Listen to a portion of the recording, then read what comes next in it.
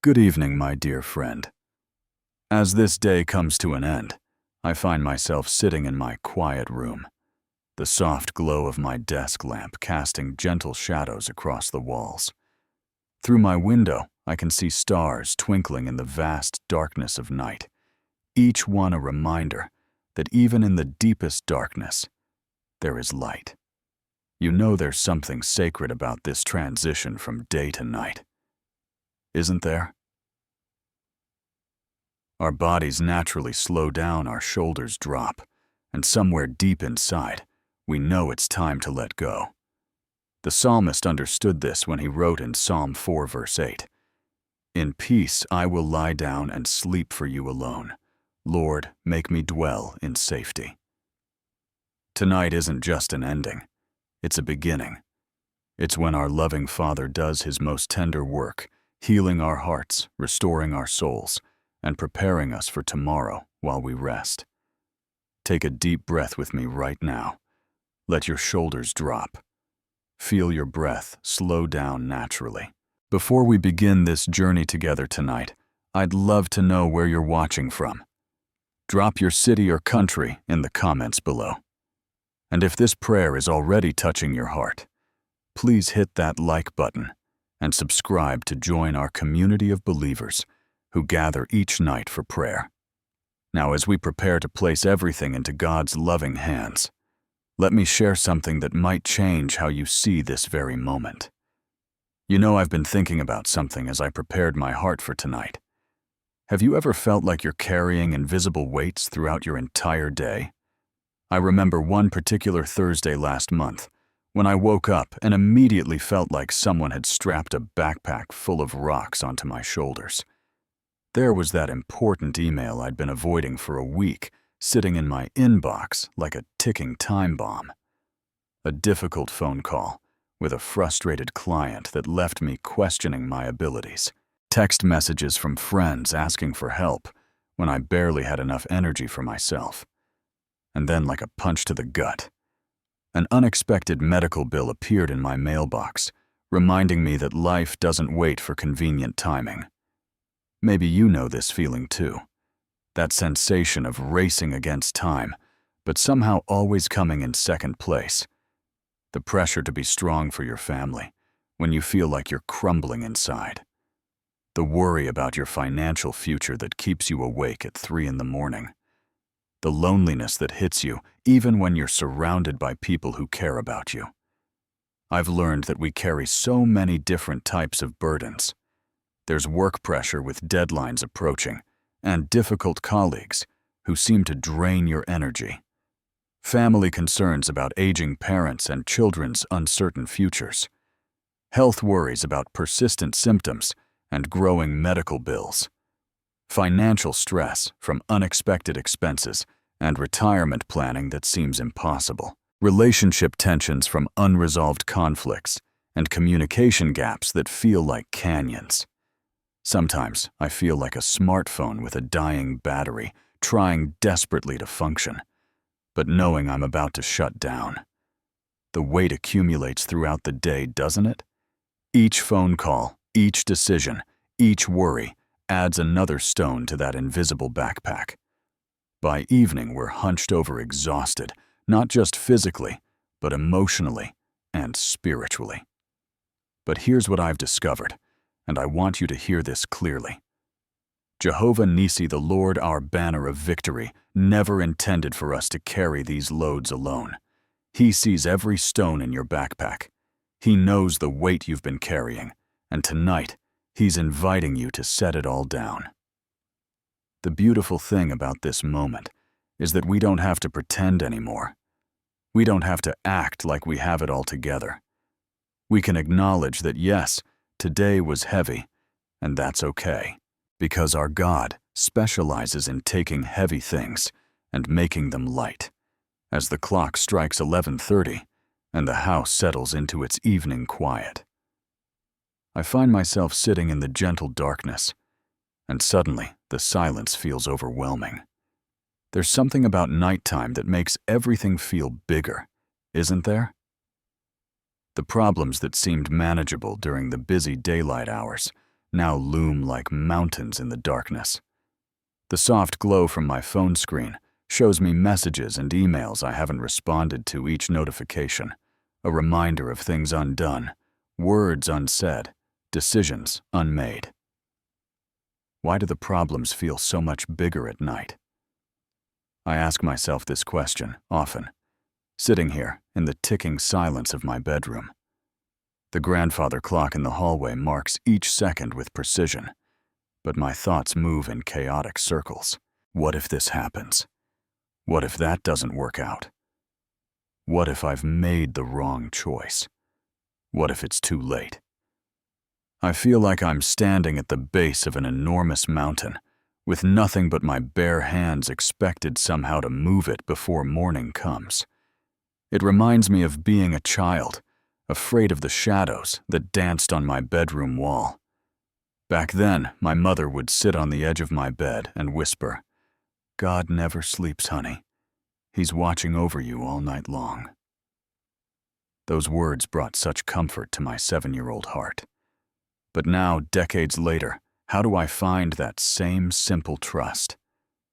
How do I reclaim that childlike faith when the shadows I'm facing aren't imaginary monsters under the bed, but real challenges that demand real solutions? The helplessness cuts deeper at night. During the day, I can stay busy, make phone calls, send emails, feel productive. But when darkness falls and the world goes quiet, I'm left alone with the stark reality of how little control I actually have. I cannot control how other people respond to my kindness.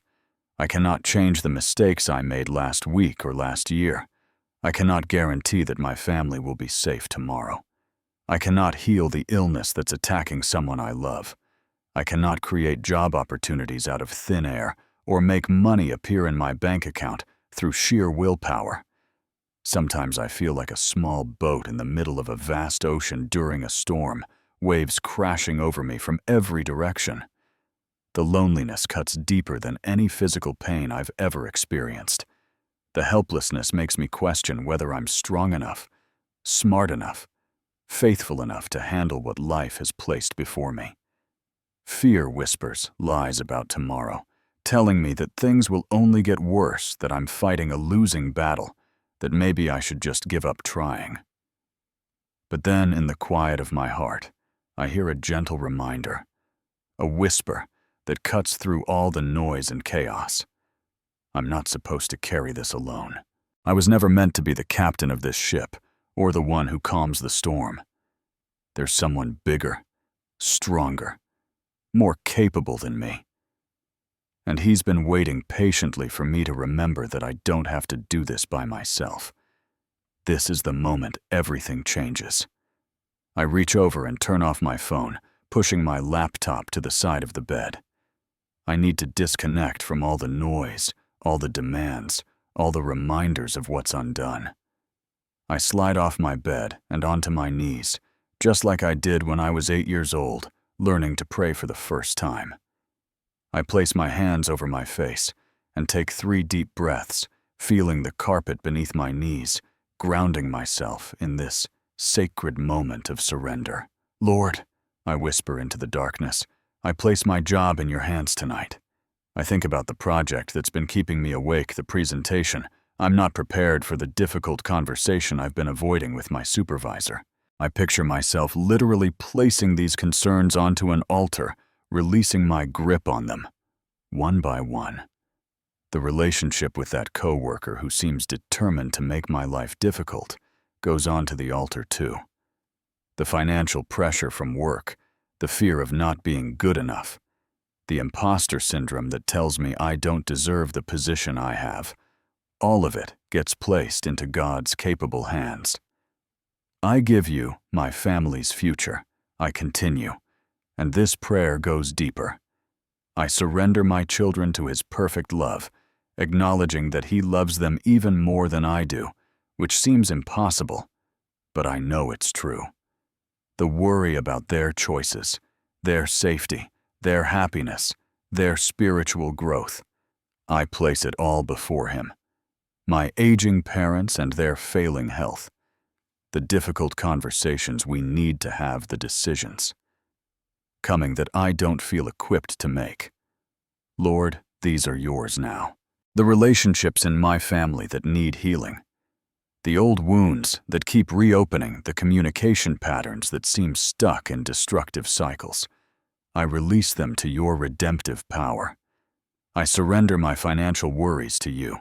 And here I get specific because God cares about the details. The medical bills that arrived this week, unexpected and overwhelming. The mortgage payment that stretches our budget to its limit each month. The retirement planning that feels impossible when I can barely manage today's expenses. The car that's making strange noises and probably needs expensive repairs. The dream vacation we had to cancel the home repairs. We've been postponing the emergency fund that seems to shrink faster than it grows. Lord, you are Jehovah Jireh, my provider, and I'm choosing to trust your provision over my own ability to make ends meet. I place my body and mind in your care, and this surrender feels the most vulnerable. The symptoms that have been worrying me, the appointments I've been afraid to make, the test results I'm still waiting for. The stress that's affecting my sleep, my appetite, my ability to think clearly. The anxiety that grips my chest at random moments, making it hard to breathe. The depression that sometimes settles over me like a heavy blanket I can't shake off. Lord, you formed me in my mother's womb. You know every cell in my body, and I trust you with my health, my healing, and my need for genuine rest. I remember my friend David, who taught me the true meaning of surrender during his battle with cancer. 3 weeks before he passed away, he looked at me with peace in his eyes and said, I stopped trying to be God, and I let God be God. That's when everything changed for me. His words echo in my heart tonight as I imagine placing each worry, each burden, each stone from my invisible backpack onto the altar before me, like removing layers of heavy winter coats, like opening every drawer in my heart and letting the light in. I release control and choose trust instead. El Shaddai Almighty, God, Abba Father, I'm not asking you to fix everything the way I think it should be fixed. I'm simply saying, these are yours now. I'm tired of trying to be the solution to problems that are bigger than me. Tonight, I choose to be your child instead of trying to be my own savior. And then it happens. Not with thunder and lightning, not with dramatic music or overwhelming emotion, but with the gentle tenderness of a father comforting his child. The peace comes like a warm summer breeze through an open window, like heated water slowly filling a bathtub, like the first rays of dawn gradually pushing away the darkness.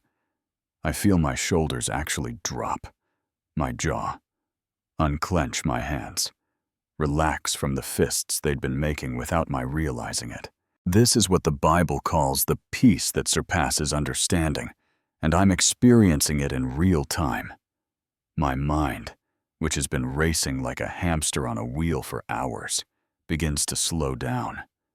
The what-if thoughts that have been torturing me start transforming into what is awareness. What is true right now is that today is finished. What is real right now is that tomorrow hasn't arrived yet.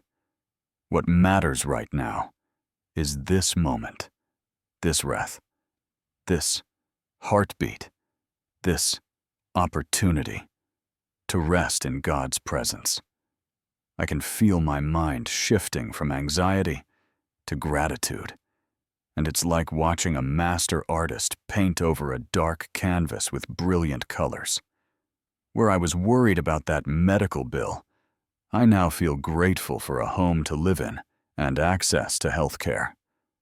Where I was stressed about work challenges, I now feel thankful for skills and abilities and the strength to work. Where I was concerned about my family, I now feel blessed to have people in my life worth worrying about. The transformation is subtle but profound, like switching from a black and white television to full color. Fear begins melting into trust. and this feels like a miracle. Where I was afraid of what tomorrow might bring, I now feel confident that God is already there, preparing the way.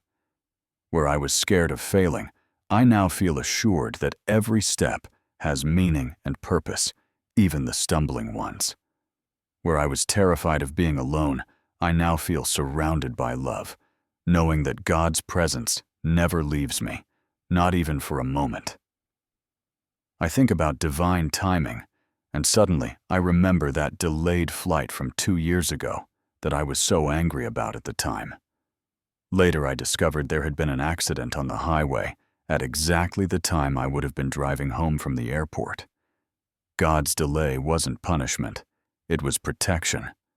The job opportunity that fell through last year, that devastated me for months, only to lead me to the position I have now, that fits me perfectly.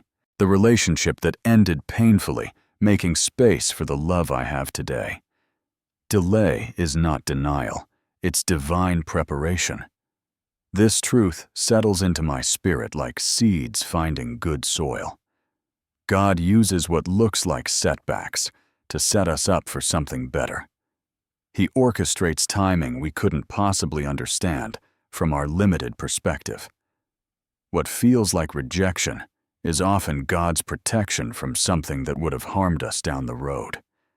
I picture the trees outside my window, how they rest completely during winter, gathering strength in their roots to bloom magnificently in spring. I think about how the sun sets every evening, not as an ending, but to make space for the moon and stars to shine their unique light. I consider the ocean, how beneath the surface waves and storms, there are depths of perfect calm and stillness. Jehovah Shalom, the Lord my peace, thank you for this gift. Thank you for the miracle of a mind at rest, for the wonder of a heart that can trust instead of worry, for the blessing of knowing that you hold everything together while I sleep. Your word in Isaiah chapter 26, verse 3, promises perfect peace for those whose minds are stayed on. You and tonight I'm experiencing the fulfillment of that promise in ways that words cannot fully capture. Now let me share with you how this surrender actually works in the everyday moments when anxiety tries to creep back in. Because learning to let go isn't a one-time event. It's an art form that we practice until it becomes as natural as breathing.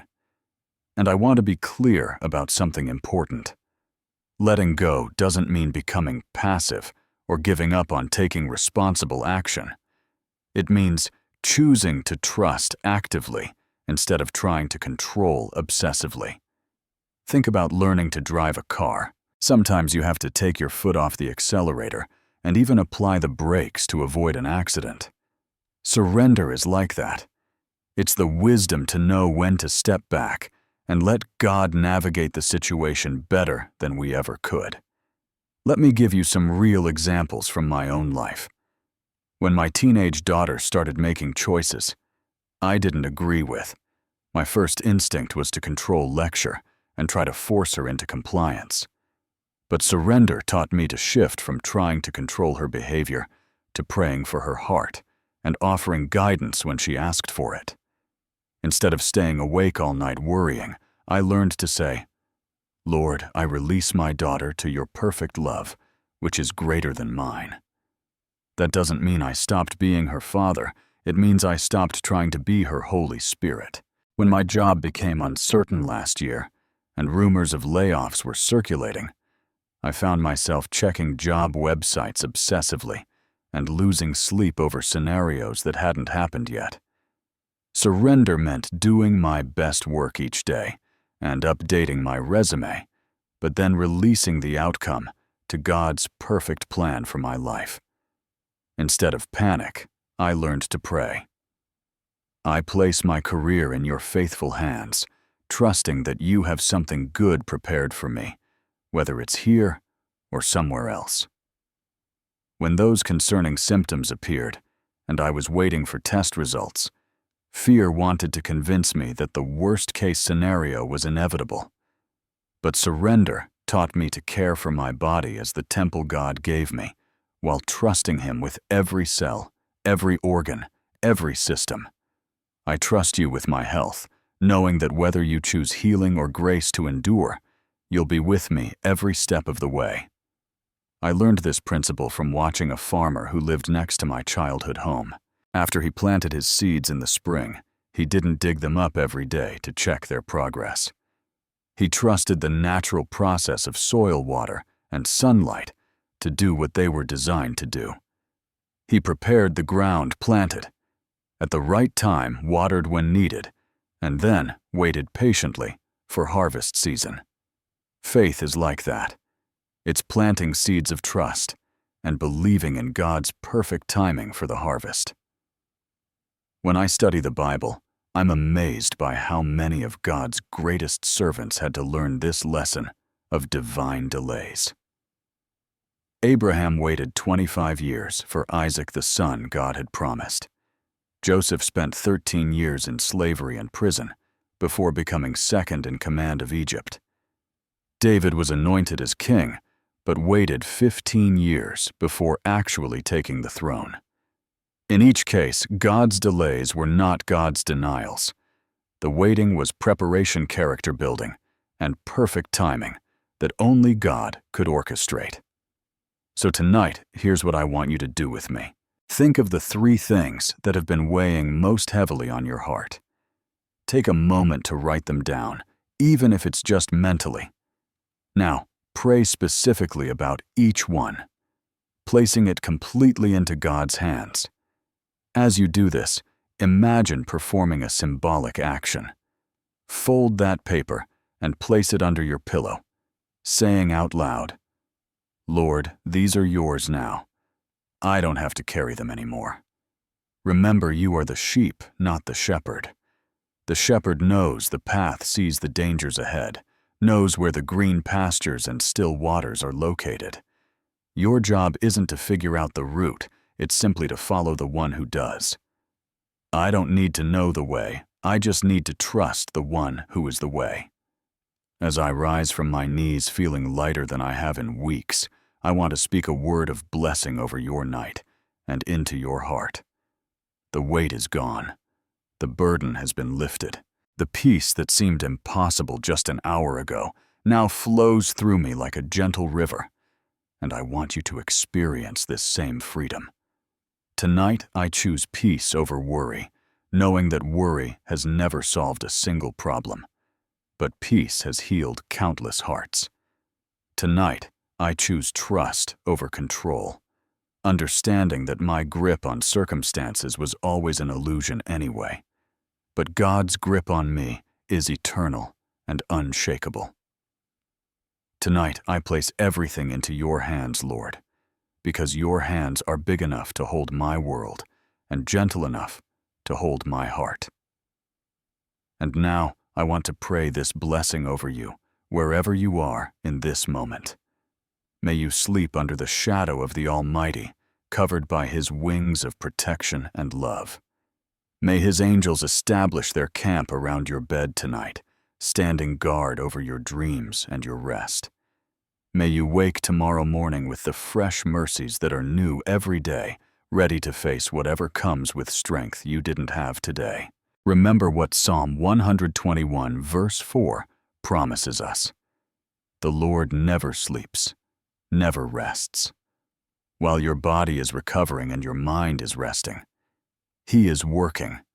He's orchestrating circumstances, opening doors, preparing hearts, moving mountains, healing bodies, restoring relationships, and setting up divine appointments for your tomorrow. While you sleep, He is working on your behalf in ways you cannot imagine. Picture yourself now as a child, safe in your Father's strong arms, completely protected from every storm. Imagine yourself as a ship that's finally reached the harbor after a long journey, safely anchored and at rest. See yourself as a seed that's been planted in good soil, resting peacefully underground, while God prepares the miracle of new growth that's coming. Tomorrow is already in His hands. The conversations you need to have, the decisions you need to make, the challenges you'll face, the opportunities that will arise. He's already there ahead of you, preparing the way. Your breakthrough might happen while you sleep tonight. The phone call that changes everything might come tomorrow. The door that's been closed might swing wide open this week.